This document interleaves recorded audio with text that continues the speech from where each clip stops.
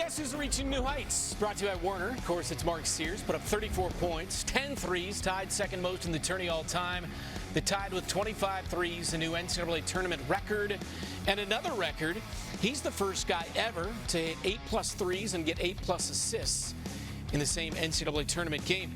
Really, if you could ever overshadow a guy like Holloway, who gets 23 and hits 6 of his own threes. Young blood, you saw him at the podium, 19 points. He hit 5 threes.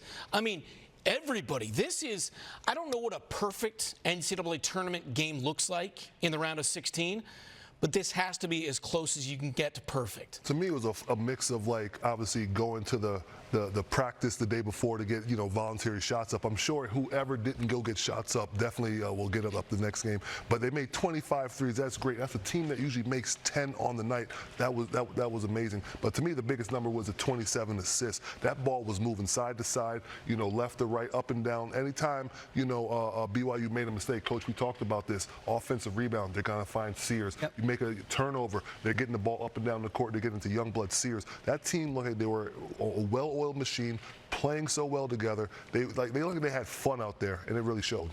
It's unbelievable. It was a perfect matchup, I thought, for Alabama.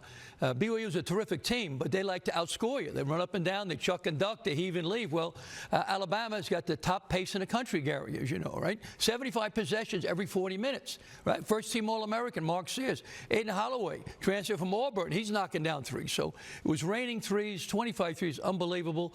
They played the same game BYU did as Alabama, but didn't have the horses, the talent, the athleticism, and the depth. So a great win, certainly for Alabama. They were on fire. They were on fire, and BYU just tried to outscore them. The defense was not real good, and credit Alabama with a great win. You heard Nate address it in his post-game availability there. They recognized on film that BYU was going to go under screens, and so every time they go under, let's just make them pay. And, buddy, did they make them pay. To me, the wildest number is 51 threes and just 15 twos. 51 threes in a 40-minute basketball game is wild. And when you connect on 25 of them, it's not perfect by definition, but you know what it is? It is good enough to blow out basically anybody. And the reason I say it feels like a perfect game is also where it happened. This wasn't against a 16 seed in the first round. This wasn't a regular season game. This is a Sweet 16 game, GP. Well, this is against a team that for the past 6 weeks had been playing as well as anybody in the country outside of maybe Duke. To put some numbers on it, at barttorvik.com, over the past 6 weeks, the top 4 teams in the country have been Duke, Houston, Florida, and BYU. And so for Alabama to go do this to them, and for Mark Sears to not come out of nowhere because he's an All-American, but he had been struggling from the perimeter in recent games. He was 5 of his past 35 from 3 heading into this one, and then just absolutely has the night of his life. And now Alabama is just one more one away from another trip to the Final Four. BYU is a team that a lot of nights can match you shot for shot, but they were just 6 of 30 on threes.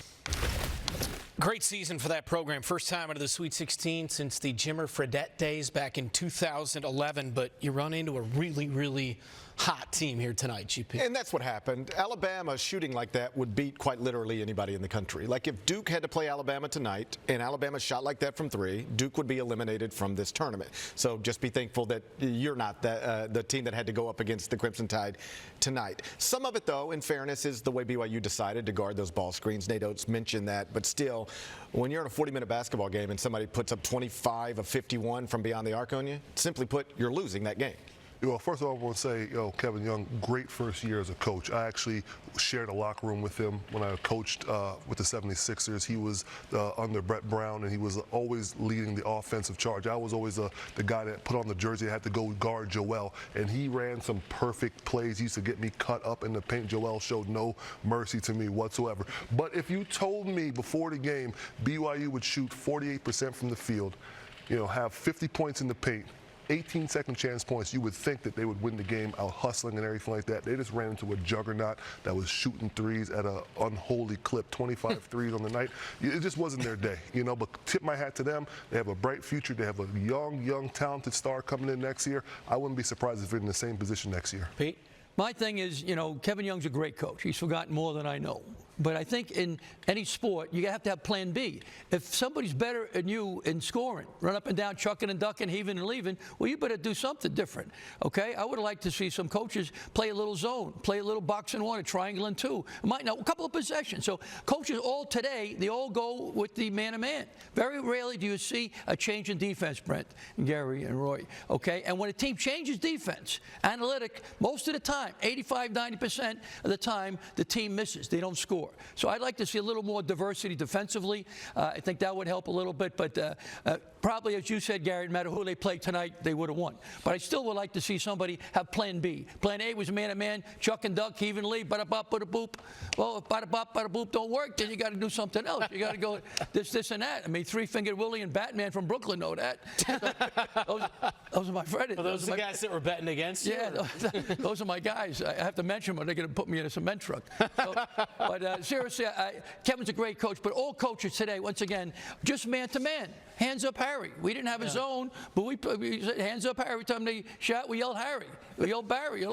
Sometimes it worked. So my point is, I like to see somebody go to plan B. Plan A wasn't work. As a coach, go to plan B. Do you think it was because of the NBA coaching that he came from beforehand? Because the NBA doesn't really play a lot of zones. Yeah, no, we didn't either. We played Kentucky and Maui Invitational. All right, boom, boom, boom. The game's 7-0. All right, timeout. All right, we're going to zone. One of the players says, "We don't have a zone." I said, "We got one tonight." Put your hands up and yell Harry and yell Barry and Gary, and we happen to win the game. So my point is, you got to be a little diverse. You got to be creative. And all coaches, I'm not criticizing Kevin Young. I'm saying all coaches today just stick with one. I think it's good to have plan B and C. That's all. You might have made a Final Four that year if you had a plan. If I had a bounce play, 97. Not that I think about it. If it were a tie score against Arizona, we got shot. It's still embedded in the Birmingham Coliseum that played. But, once again, I just like to see a change. Yeah, no question about it. 6 of 30 on threes, obviously not going to get it done. But shoot, if they'd have gone 15 of 30 on threes, you probably still lose that game.